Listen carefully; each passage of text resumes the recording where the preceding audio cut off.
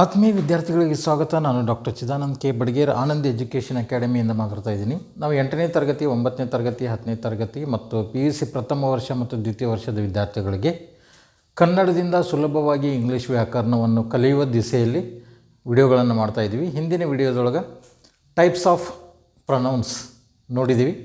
ಆ ಪ್ರೊನೌನ್ಸ್ ಮುಗಿದ ನಂತರ ಹೀಗೆ ಅಡ್ಜೆಕ್ಟಿವ್ಸ್, ಇವು ಪಾರ್ಟ್ಸ್ ಆಫ್ ಸ್ಪೀಚ್ ಹೇಳೋ ಮುಂದೆ ಹೇಳಿದ್ದೀವಿ, ಆದ್ರೂ ಇವನ್ನ ಡಿಟೇಲಾಗಿ ನೋಡಬೇಕಾಗ್ತದೆ. ಅದಕ್ಕಾಗಿ ಮುಂದಿನ ಒಂದು pronouns parts of speech adjectives. ಅಡ್ಜೆಕ್ಟಿವ್ಸ್ಗೆ ಕನ್ನಡದಲ್ಲಿ ನಾವು ನಾಮ ವಿಶೇಷಣಗಳು ಅಂತ ಕರಿತೀವಿ.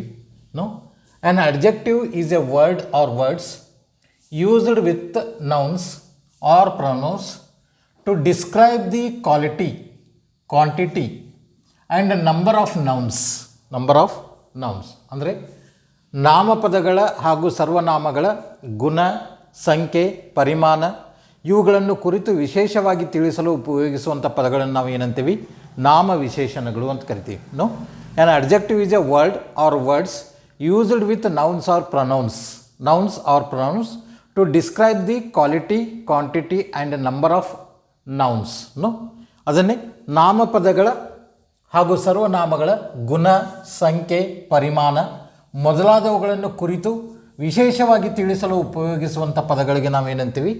ನಾಮ ವಿಶೇಷಣಗಳು ಅಂತ ಕರಿತೀವಿ. ನಾಮ ವಿಶೇಷಣಗಳು, ಅಡ್ಜೆಕ್ಟಿವ್ಸ್.